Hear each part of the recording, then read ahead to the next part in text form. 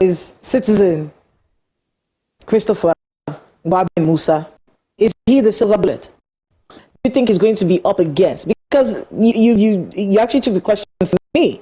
Listening to him on the floor of the Senate yesterday, we're like, okay, he knows he's never been ashamed to talk about controversial things. When Kebbi State Governor talked about how, you know, the military were moved away, they've got an intelligence, you went there, then you left. Who gave the order? He brought it up because I know a lot of people would shy away from that topic, but he brought it up. Talks about operational lapses, talking about ransom payments to bandits, which we've all been worried about as a people, saying this is something that we should not tolerate. So listening to him yesterday, I started to wonder, what are some of the challenges that Mr. Christopher Musa might have to face in this capacity as citizen, not general And I'm so anymore? happy you joined me in referring to my brother CJ Musa as citizen. Do you know why? Because the moment you keep on using the military career and title of general, you just want to assume that he's going to be forceful like that. He's not. He's now wearing. Is now agbada. Going to be now. When you understand what he was trying to achieve yesterday, when he was going through the Senate, he recalled the fact that we need to investigate. You know why?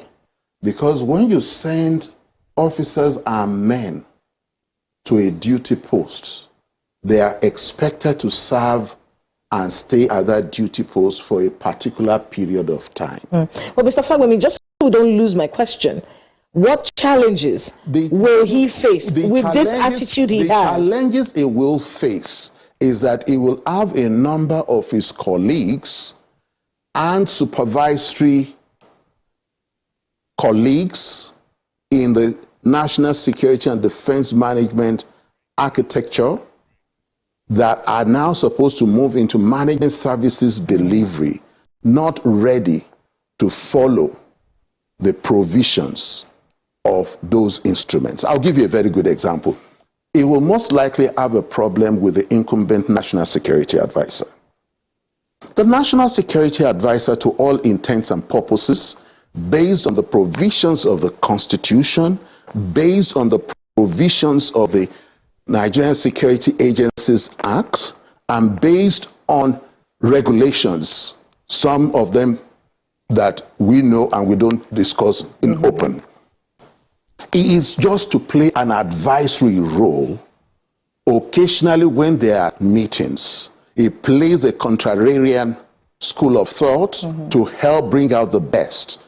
It is not that he has a supervisory role over a minister. It is only the President Commander-in-Chief that has a supervisory role.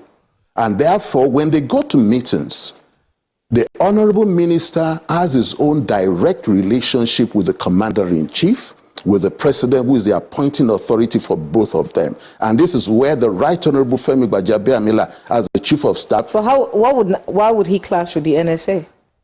Currently, the NSA is moving away from advisory and coordinating roles that are supposed to be behind the scene to implementing policies. If we allow the NSA, the National Security Advisor, to stay at its legal limits, then some of the issues that we are having, we will not be having it. Currently, Mr. President reposes a lot of confidence in him. That is good, but unfortunately, it is counterproductive. For example, you cannot ask an advisor to lead a statutory minister. Yes, it was mentioned in the Constitution, but when it comes to international relationships, it is a minister of government in charge of that sector or subject matter that is supposed to provide the leadership. All right.